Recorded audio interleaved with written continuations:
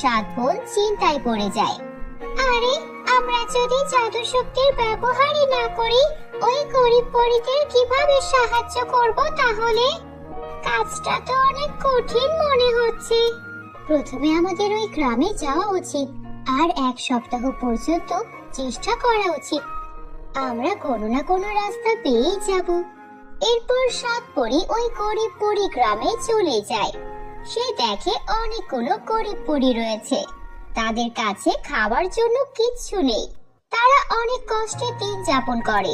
এটা দেখে বড় পরী বোন বলে, শোনো, এই পরিগ্রামের পাশে একটা নদী আছে।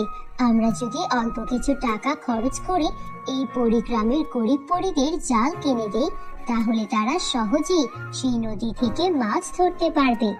পরে সেই মাছ বিক্রি করে ওদের জীবন কাটবে। হ্যাঁ, তার সঙ্গে যদি আমরা কিছু ফসলের